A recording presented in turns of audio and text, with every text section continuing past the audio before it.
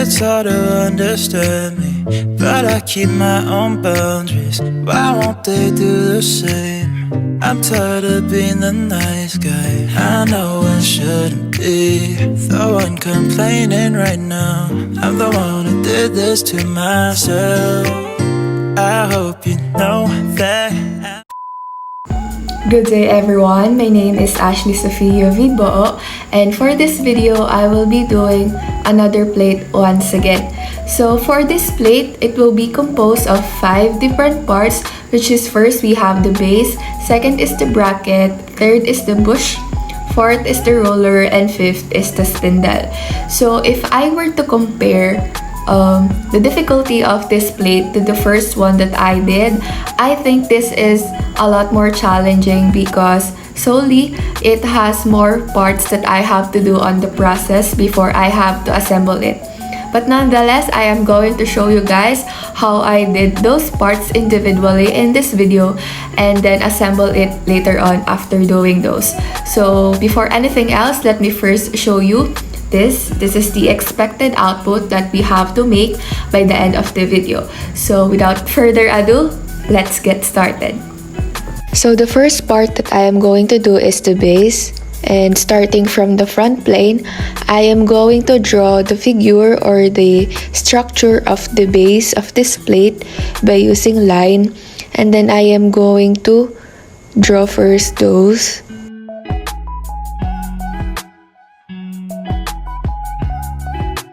Then as you can see, I am now done doing that, and then the next step is to input the measurements for each of this side. So the total length of the base is 158, and then the height of this part is 12. Then the next is the top part, so this side has 5 as its length, and on the top part there is 66, and then on the bottom part we have 50. Whereas for this part, it is 46 per what's on our module, and then the other side is 54. Now that I am done putting the measurements, I can now extrude. So proceed to features, and then extruded boss or base, then 74 as its width. So now we can see that the base part is almost complete, but before that, we have to fillet the edges or the corners and have the radius as 12, whereas the bottom part should be fillet as well, so which is 3 as the measurements.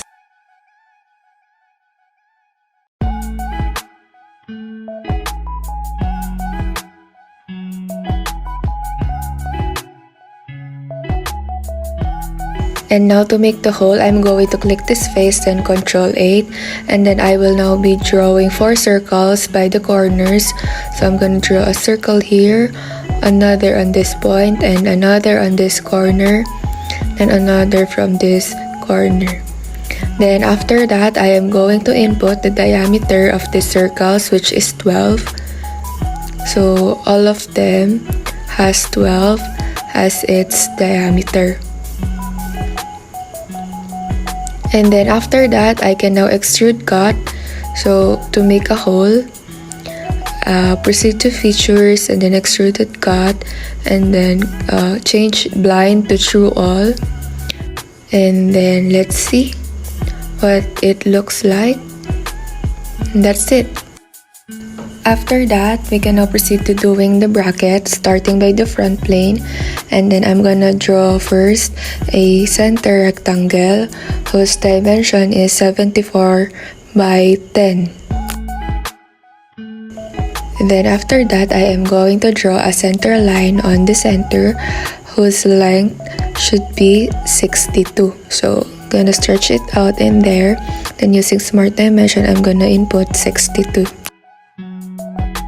And by the end of that newly drawn center line, I'm gonna draw 2 circles whose diameters are 32, and then the smaller circle is 12. And then I am going to draw 2 vertical lines to connect the circle to the rectangle. Then from here, I will trim the line on the center and then proceed to inserting an arc between the lines on each of the sides.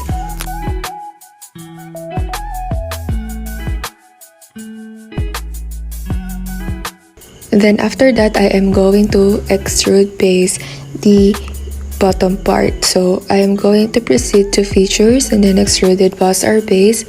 And then for the direction 1, we have 5. And for direction 2, we have 41. And then to do the same thing on the other parts, I'm going to click sketch and then extrude this circle part. So for direction 1, we have 5. And direction 2, we have 9. And for the body part or the middle part, I am going to click that and then change it to up to surface and then rotate and click this face. After that, I am going to click right plane and then normal to on the left side and then draw a diagonal line from that point up to the corner. Then I change the view to right plane and then draw a diagonal line and then input the height of it as 40. And then after that, I am going to proceed to features, then click rib, and then input 10, and thus click the check part. Next is to click 3-point arc, and then choose the third option, and then draw an arc on the base part as what is shown in the video. And then after that, we have to draw lines on the top and on the left side so that we could extrude cut it later on. Now we can use the extruded cut function, then change the option from blind to true all, and then that we could see what happened. To fillet, so click this part and then rotate it for a little bit and click the other side as well. So the measurement for the fillet of this one is 2, and now it's already there. And then we should also fillet the other parts, whereas on this case we should rotate it and then click this part. And then the measurement for this part is 5. And then on the edges or the corners of the base part of the bracket, which is this and that, the fillet measurement is 12. It's almost done, but I'm going to click this face, then Ctrl 8. So here I am going to draw 2 circles so that we could make a hole. So I'm just going to locate the center and then draw 2 circles. So the diameter of the circles are 12 and then here 12 as well. And then we can now proceed to making a hole. So extruded cut and then through all both.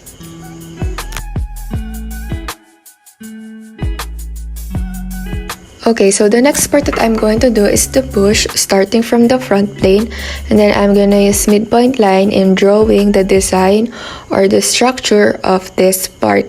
So here you can see I am drawing that part, and then here I am going to input the dimension. So here we have 3, and then on the base we have 25, and then on this side we will have 2.5 as the measurement. Then after that, I'm gonna draw a center line on the bottom part. So I'm just going to align that and then input the distances. So here we have 16 and then on the right side we have 12.5. And now that we're done, we're going to proceed to features, then revolve, bus or base, and then we could see and then check. So the next one is the roller. So starting from the front plane, I am going to draw an L-shaped center line. And then after that, I am going to draw the pattern like this. So you can see I'm already doing it. And then I am going to input the measurements for each of this side. Okay, we can now input the measurements. So from this side, we have 16 from the center line. And then this side is 3.5. And then the height of this diagonal is 8. And then the middle part is 21. Another is 2. And then this side is 3.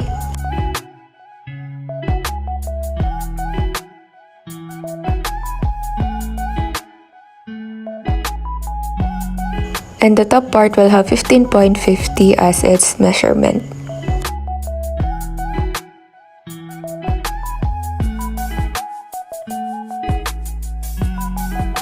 The next step is to draw a center line again on the middle with 7 as the distance. This is because we have to mirror the quantities that were drawn. So I just click mirror entities, then mirror about, and then click all the lines that were drawn, and then click the center line. So that's it. It's already mirrored. Then click the extend and then that. We can see that it's already a whole figure. And then we can now insert the arcs from the corners of the drawing. So for the middle part we have 6, and then on the top part we have 3.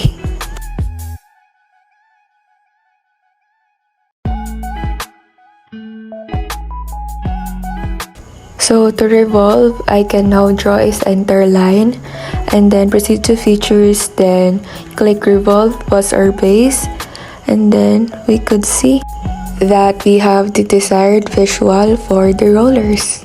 So focusing on this face, and then I'm gonna draw a circle on the center as its origin, having a diameter of 75. Then next, I will draw a small circle here on this part with a diameter of 8. And then I'm gonna click the arrow under the linear sketch pattern and then click circular pattern, then make this 6 so that we could create holes later on. So we already have 6 here.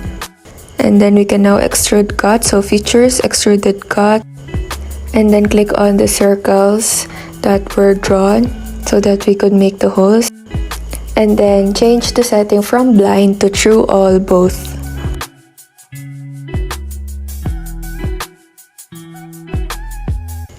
For the last part before assembling is the spindle. So starting from the front plane, I'm going to use the midpoint line and then draw the structure of the spindle. So the length of the bottom part is 100.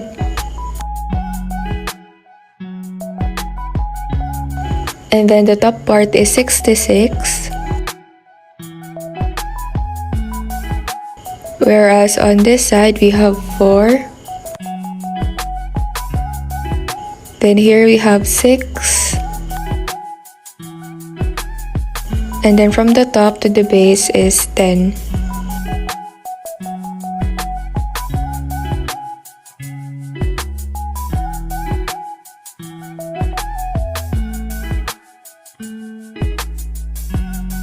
And now that we're done inputting the measurements, we can now proceed to revolve. So proceed to features, then click the bottom line, and then we have it already.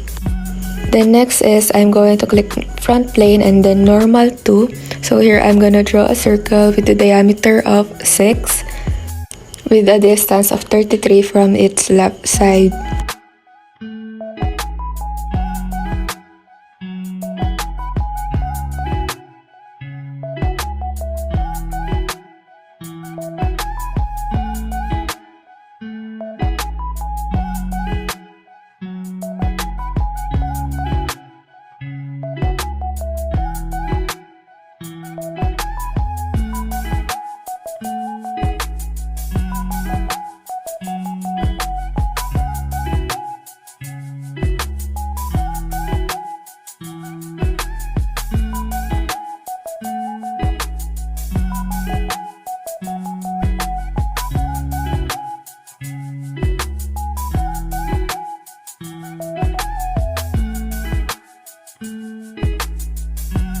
And then to chamfer, so I'm going to click fillet and then chamfer and then click the edges of the other side. So here I'm going to click the whole wizard and then check on the settings. So the standard should be in DIN, the type is in drill sizes, and then the size is 6, and then the end condition should be blind, and then the measurement should be 50. Then after that I should rotate and then click positions on the left side. So I'm going to click on that part and then click on the center, then Ctrl 8 and then check. Now that we're done in the individual parts, it's time to assemble. So start by inserting a component. First is the base, and then insert another, which is the bracket. So rotate it just in accordance with the base.